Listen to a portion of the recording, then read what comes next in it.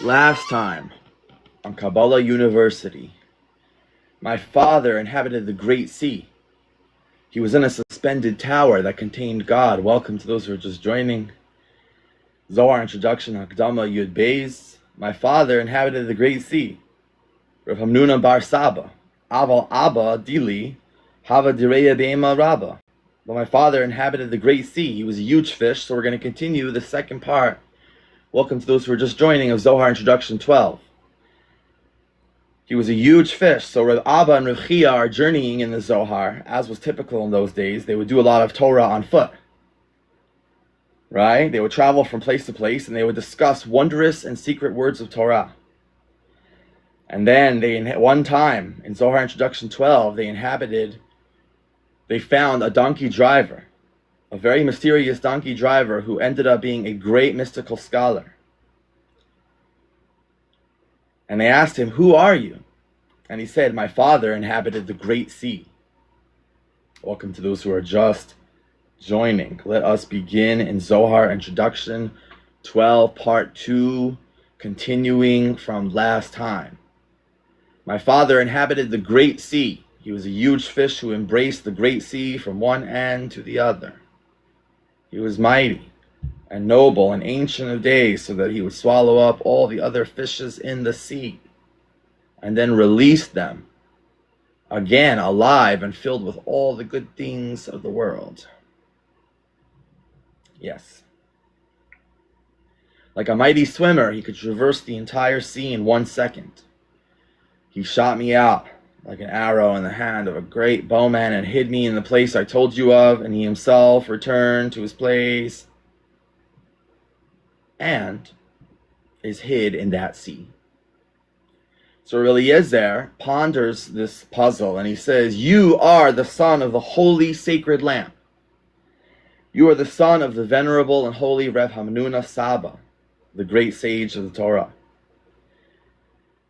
And you drive behind us on a donkey?" They both wept together, and they kissed him, and they went forward on their way. They said further to him, "May our master please tell us his name." Let me give a little pinch over here. Perfect. Welcome to those who are just joining. So most people, 99%, get Hakdama Zohar introduction 12 completely wrong, and we're going to explain to you why. Eliezer pondered a little and said, "You are the son of the sacred lamp. You are the son of the venerable Rav Hamnuna. You are the son of the light of the Torah. And yet you drive behind us." They both wept together, and they kissed him and went forward on their way. They further said to him, "May our master be pleased to let us know his name." Psach v'aymer Shmuel. So he answers with a verse. Ben Yanaya, the son of Jehodiah, from Shmuel, Chaf Gimel, Pasuk 20. This verse, he said, has been well explained in addition to its literal meaning to signify high mysteries of the Torah. Ben Yanaya, the son of Jehodiah, the son of God, the son of the knowing God, contains an allusion to wisdom and is symbolic appellation which influences its bearer. The son of a living man, says Zohar in 12, indicates the tzaddik ha'olam, tzaddik yesod ha'olam. And you know, in KU we always talk about yesod, because it's one of the most important svirot on the Kabbalistic tree. So he answers, Ben Yaniah, the son of Jehodiah, that's who I am. This verse has been explained in addition to its literal meaning to signify the high mysteries of the Torah. Ben Yaniah, the son of Jehodiah, contains an allusion to Chachmah. Welcome to those who are just joining. And it's a symbolic appellation. Zohar intro 12, 99% get it wrong. 1%, which is you folks, will get it right. The son of the living man indicates the tzaddik, the life of the universe, mighty of deeds, signifies the master of all actions and of all celestial hosts, since all proceed from him. He is the Lord of hosts, the insignia of all his hosts, yet distinguished and exalted above all. Rav Pa'ilim, thank you. Iyu b'ksailim heyu el yanarav kvira. So we continue. He's mighty of deeds from Kabziel. What does this mean? He's from Kabziel. Well, on a literal level, that's where he lives. As if to say, that great and most mighty tree, from what place comes it? From what grade does it issue? From Kabziel. Okay? Zohar intro 12. No eye has ever seen a grade which contains the whole and which is the focus of the supernal light and from which everything issues. Welcome, Moshe. Erev Tov, to those who are just joining as well. So we're going to go into the beautiful mysteries of Zohar Intro 12, and I promise, to the best of my ability, that you will leave enlightened if you have an attitude of humility. I can't guarantee you'll learn anything if you're a closed vessel, but I know everybody here is an open vessel. Humility makes it easier to absorb, like we were saying yesterday in Zohar Introduction 13, that fear of God is the beginning of wisdom. But let's backtrack a little, because on Wednesday I told you guys an awesome story about Rav Chia and Rav Abba were traveling on a road and they run into a donkey driver and they're discussing deep words of Torah and they're in a mystical trance. And they see the donkey driver, a normal donkey driver, right? It's like Uber nowadays. Nowadays we have Uber. 2,000 years ago, not 2,000, right? Back in the Zohar's time, which is around, you could say there's inconsistencies. Some say 12th century, 13th century. We won't get into that whole debate right now because it's not relevant to this exact Zohar, maybe another time. But they run into this donkey driver, which is the Uber of, 1,000 years ago.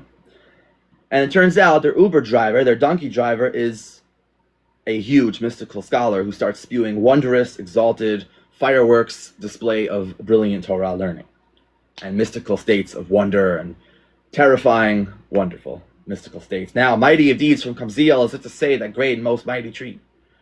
From what place comes it? From what grade does it issue? From Kabziel. No eye has ever seen from the highest and hidden grade. No eye has ever seen. That's a verse from Isaiah 64. A grade which contains the whole and which is the focus of the supernal light. And from which everything else issues. So this is the original source.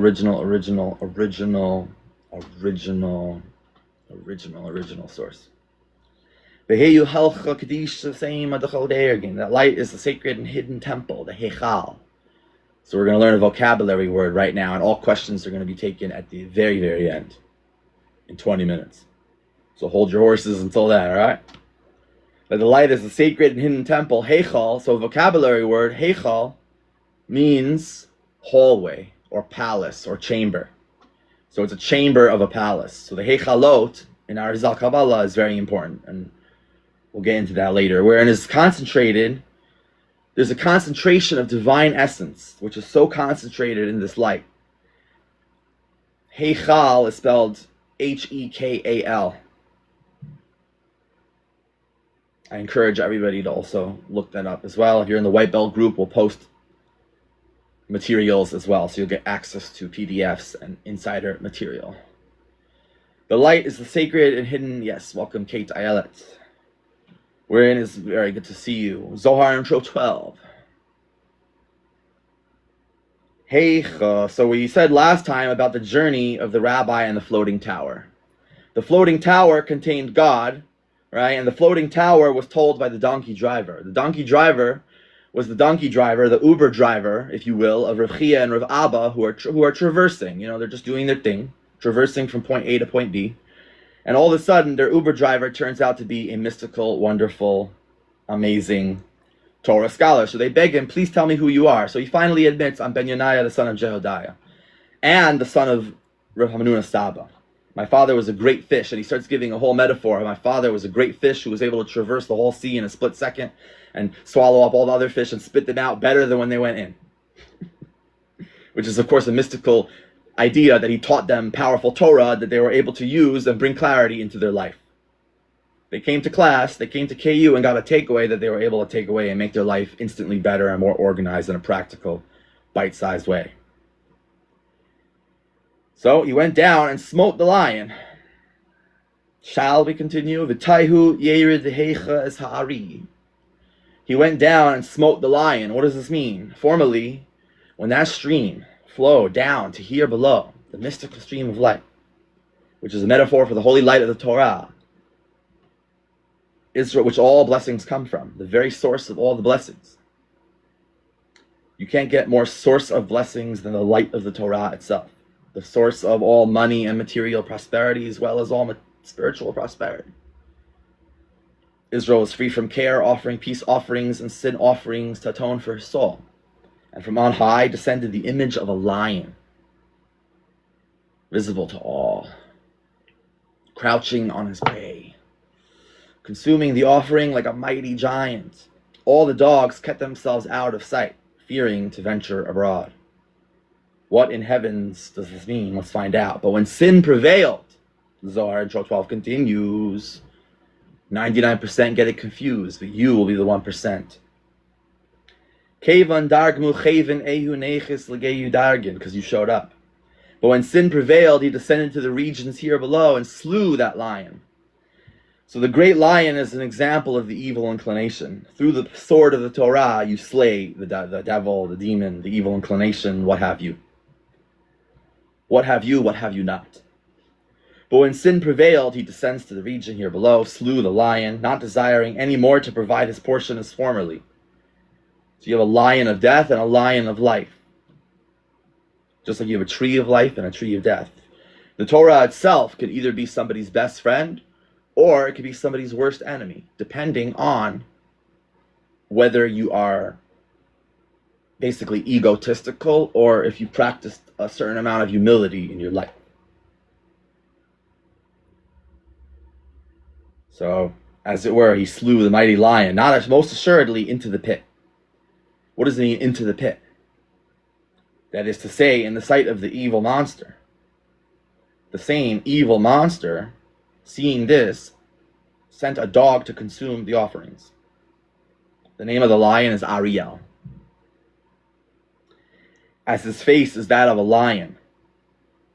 And the name of the dog is Baladan, not man. For it is a dog and has the face of a dog. So we'll explain what this means.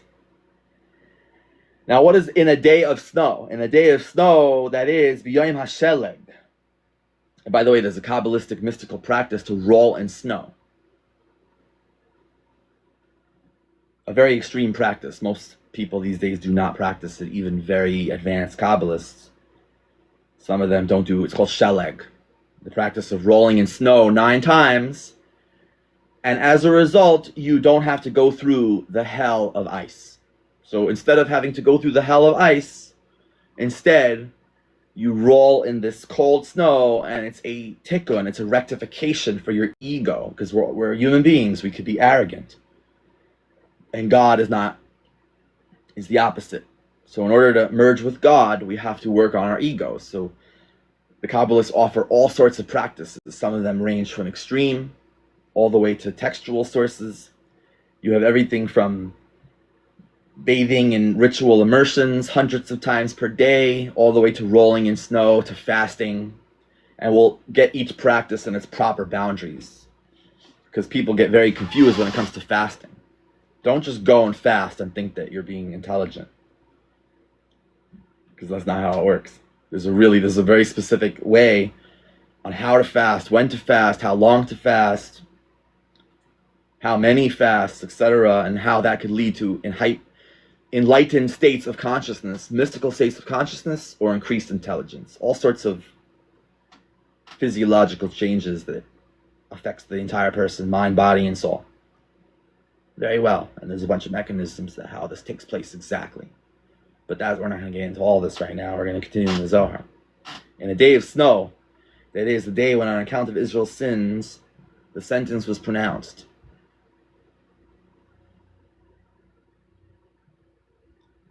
In the day of snow, that is, in the day when on account of Israel's sin sentence was pronounced by the court on high, the same is implied in the verse, she's not afraid of the snow for her household. Proverbs 31:21. So this leads back to the Eshes Chayil. So another really fun concept I'd like to talk about is the woman of valor, the holy woman that's praised in the Bible. She's a woman who, is there for her kids, is there for her husband, she's like the glue of the household. She keeps everything together. Without the woman, the whole house could fall apart. Even if the man could be the best man on earth, but you need a good wife, right? They're a team, 50-50. You need a good wife. Otherwise, the whole house is in trouble. So that's what we call, who's a woman of valor? Beauty is false, right? Grace, charisma is shallow, but a woman who fears God is praised forever. I'm sure you guys have heard this verse before. And if not, that's okay too. There's always a first for everything. So we touched down in Proverbs 31:21 on this. She's not afraid of the snow for her household. This woman of valor, mighty female warrior. That is to say, of the judgment on high. Why so? For all her household are clothed with scarlet, and hence can endure the strongest fire. Such is the mystical meaning of this verse. So she guards her household with almost a righteous anger. Nothing can breach the security of the woman of the household. If you want good security for your house, get a good woman. They're much better than an armed guard. It's not physical, it's psychological. They're very intuitive when it comes to threats and safety and matters of family union and unity. So the next verse reads, and he smote an Egyptian, a man of good appearance, etc. The mystical meaning of the verse is that every time Israel sins, God leaves them, right? We call that the Shekhinah departing. But that's not going to happen to us, because we're learning Torah right now. We're creating a place that the Shekhinah would feel comfortable resting in Mirza Hashem. God willing. The next verse reads, and he smote an Egyptian, right? Who smote an Egyptian? Moses in Exodus, remember? Because he saw the Egyptian kill a Jew, so he used the holy divine name, Avada Kedavra, Harry Potter. It's almost like that, right? He used a divine holy name, and before you know it, he was dead. Avada Kedavra, right? The next verse reads, and he smote an Egyptian, a man of, and it's not actually like magic like that, but it shares some similarities. It's definitely interesting. There's definitely some interesting connections. And we'll explore exactly how connected or not connected they are. So don't run wild with this either. Let's stay grounded too. I'm not saying that we should all be casting spells. That's not how it is.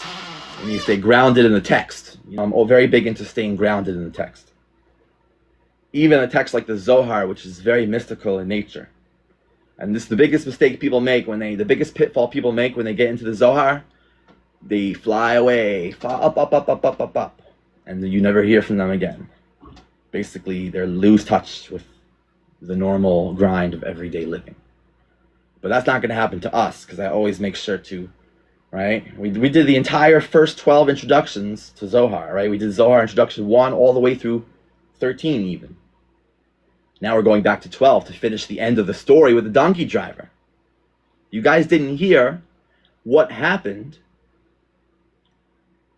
And we're going to lead this, and this is where the Egyptian comes in, that Moses smote the Egyptian. Every time God sins, the Shekhinah, every time God never sins, every time the Jews sin, the Shekhinah, God leaves us. Temporarily, because the Shekhinah cannot rest where there is sin, ego, arrogance, pride, anger, impatience, lust, envy, and the other deadly sins. God leaves them and withholds from them all the blessings and all the lights which illuminated them. He smote an Egyptian means that this is on a deeper level, this is the light of Israel's great luminary. To wit, Moses, who is called an Egyptian. Interesting, no? As it was written, and they said, an Egyptian delivered us. What? An Egyptian delivered us? Yes, Moses delivered us. Exodus 2:19, for those so inclined to look up the source. Which is a good move. For there he was born, there he was brought up, and there he was vouchsafed for the higher light. There he was made who he is. Moses was created in Egypt. Egypt helped Moses out, believe it or not. Provided him a household, a semi-safe place to expand his leadership. A man of good appearance, Ma'areh, Moses, of whom it is written, O Ma'areh, by clear appearance and not in dark speeches. Numbers 12:8. So too man, Ish is called man of God. Deuteronomy 33:1. The husband, as it were, of the divine glory, leading it whereso he would upon the earth, a privilege no other man has ever enjoyed. So we're talking about Somebody who makes their life evolve around the wisdom of the Torah to the point where they merge with God on a mystical level. Not physically, of course. They still bleed, they still eat and sleep and do everything that a human being does, but in their mind, or on a mystical level, and on a spiritual level, they're one with God. This is what a Torah scholar is. May we all merit to reach this level. Ubiyad ha-Mitzri chenis, and the Egyptian had a spear in his hand. To wit, the divine rod that was delivered into his hand, as we read, with the rod of God in my hand, Exodus 17:9, which is the same rod that was created in the twilight of the eve of Shabbos, on which there was engraven in it a divine name, Yud-Kei Vav-Kei, into the staff.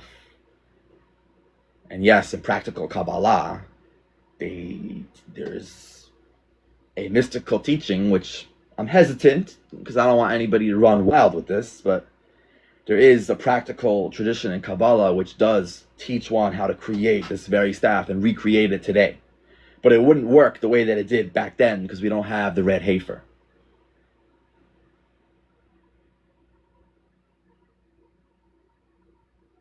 You could always try, though. Maybe you'll get lucky.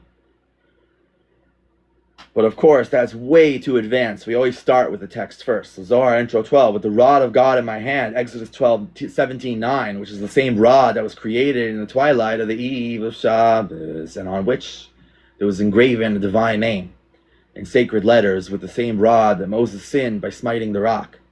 As we read, and he smote the rock with his rod twice, in Numbers. So HaKadosh Baruch Hu, the Holy One, blessed be He, said to him, I have not given the rod for that purpose. By thy life, from now on, it will not be in your hand anymore. He took it back. Give it back. We see this a lot, that it happens, that God gives sometimes human beings gifts, even supernatural ones, and sometimes He takes them away, depending on the attitude of the person. This is why we always recommend an attitude of humility and grace while studying the Torah in Kabbalah University. Immediately, he went down to him with a rod, continuing on in the text.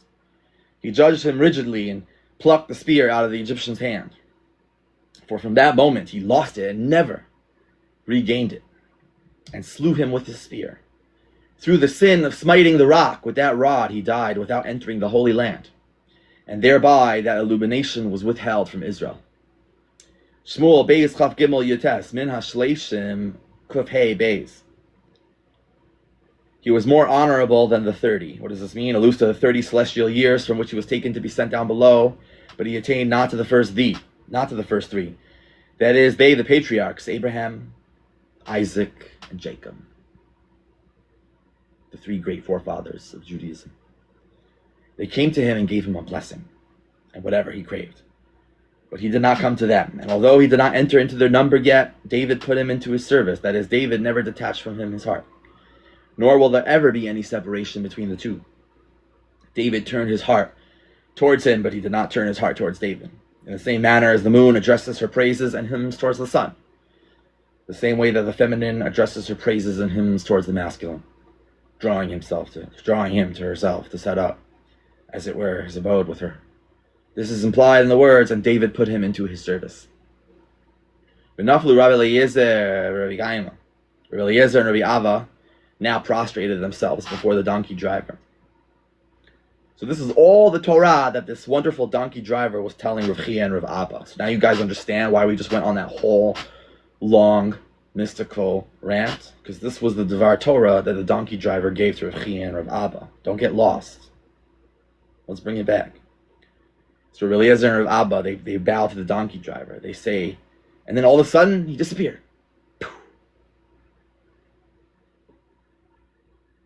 Where'd he go?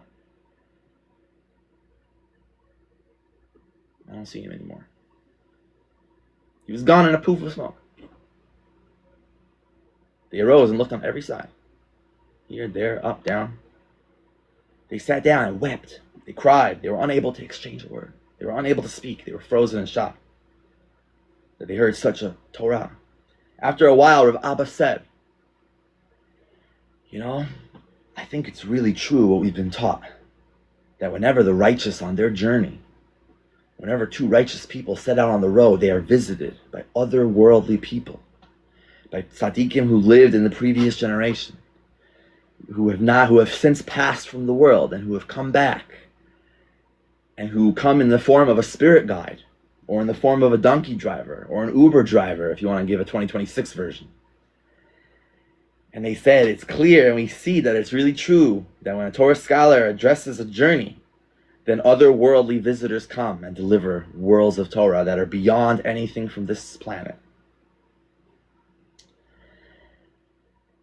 We were lucky enough,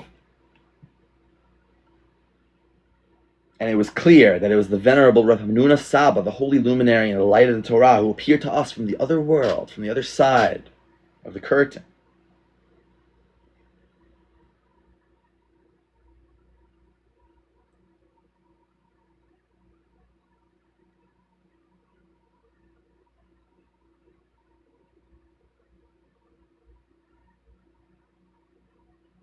One second.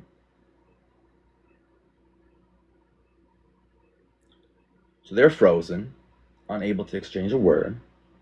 Then Rav Abba says, I guess it's true. When tzaddikim learn Torah, they're visited by spirit guides, otherworldly tzaddikim who have since passed from this world. And Rav Hamnuna appeared to us and disappeared before he didn't stick around to answer questions. All right, he was gone before we can say boo.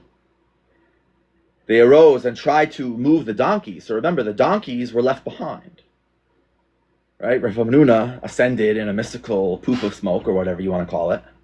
And meanwhile, the two rabbis are sitting there with some donkeys. Can you picture the scene? They're on the side of the road. They're like, what do we do with these donkeys now? So they're like, come on, donkey. Nope, nothing happening. The donkey refuses to move an inch. They're like, no, come, you gotta move. Nothing, zero, not an inch. So they got spooked. They're like, all right, this is not in this world. So they just left the scene. They left the donkeys there, never returned, and then to this day, that spot is called the spot of the donkeys. The donkey place in the Zohar.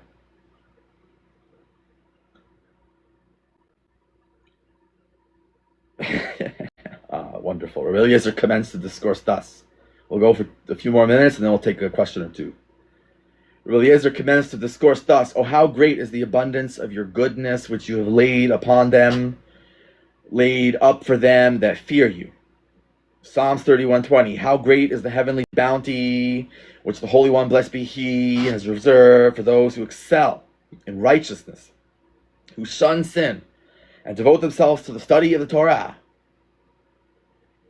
There's two things here, by the way. Study of the Torah and avoiding sin. These are two things. When you have them both, then you end up in the state that the Zohar is describing. It's very rare for somebody to even have one of these, let alone both. Some people are intellectual, but they lack character traits. Some people are amazing character traits, but they don't got IQ. When you have somebody who has both, that's what the Torah is describing as a structured way of living. Character traits and mystical knowledge together. That means you have your groundedness and you have your Zohar, your mysticism, but you don't get lost.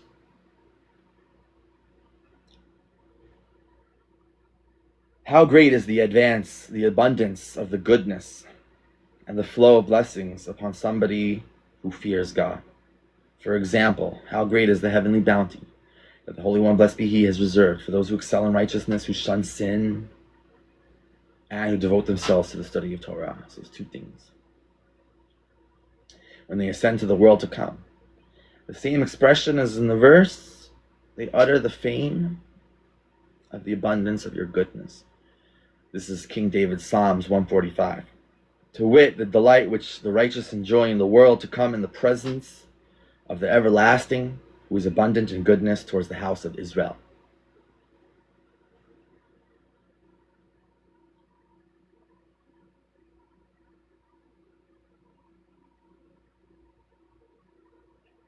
Let's see if we have enough time to finish introduction 12, because last time I left it hanging. That's why I wanted to finish it off this time. Thy goodness alludes to the light which was created on the first day, which you have laid up for those who fear thee. On the first day, God created an extra special light that is you don't see in this world, rarely.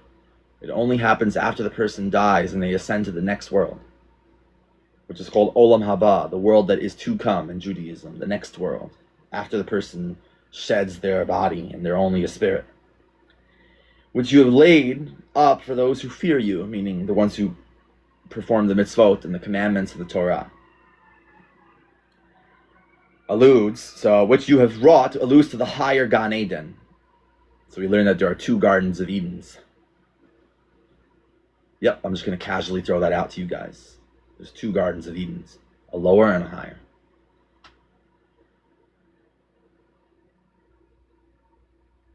Understood? So this is referring to the higher Gan Eden, Garden of Eden, paradise. As it's written, the place, O Lord, which you have wrought for your dwelling. What is right? There's 2. Wait till you hear the story of the earthly Gan Eden. Oh my gosh. We'll get to it. You have wrought for them that trust in thee. In the sight of the sons of men alludes to the lower Gan Eden. Relax. This is not the lower Gan Eden. The big lower Gan Eden story happens later. We'll see with the burial places of the forefathers, and some kind of portal opens up. I'll give you guys a little sneak peek. Let's just say a mystical portal opens up in the graveyard of the forefathers, which may or may not lead to a very mystical place. I'll leave it at that. Now, in the sight of the sons of men alludes to the lower Gan Eden, the earthly Gan Eden. This you can experience in this world, where all the righteous abide as spirits clad in the resplendent vesture resembling their corporeal figure in this world. So you even have some kind of body, but we'll get into exactly what that means much later. Be very careful, by the way, when it comes to talking about physical bodies in the Zohar. We need to be very careful. And we'll go through that in a clear, structured, and frameworked way, of course, for those who join our cohort. And that leads us to the call of action for tonight, which is that you should join us, and that the April cohort is opening soon. We'll have 12 spots available. Well, 11 now. And once it's closed, it's closed. So I highly recommend that everybody joins. It's going to be super fun. A lot of Zohar, a lot of structure. It's going to be awesome and transformative, God willing. So there you have Zohar Intro 12. And so we learn that what's the reward of one who learns Torah and who obeys God? Light follows them. They're an abundant source of light. People follow them. Everybody follows them. You become a pillar of light even in this world, even in a physical body, even while you're doing human stuff. The Torah is not just a self-help manual. It's a mystical transcendence manual and an operating manual of metaphysical frameworks. And we'll explain what each of these means, because each one of these interpretations of the Torah has its own world to explore. So if you guys were hoping to get the entire Kabbalah in a few sessions, that's a fantasy. Rav Abba said, it is written, it's a fantasy. It takes basically years.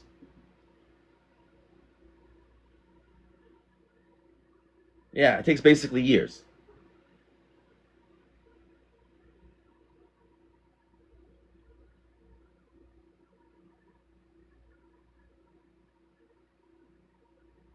Okay. And we'll continue next time and find out what happens next with Ruchi and Rav Abba when they reach a certain hill at sunset. And something happens with the branches of the tree. And we'll see exactly what happens on Monday. No, it doesn't have to take a lifetime. Just a few solid years of consistent study. See, there's two traps. One, you have your two pitfalls. This will be your question. you have two pitfalls. The two main pitfalls in Kabbalah are either saying I'm going to become a Kabbalist overnight, or it's going to take me forever. These are both false. The answer lies somewhere in between. It's not overnight. It's not your whole life. It's a bunch of solid years of study.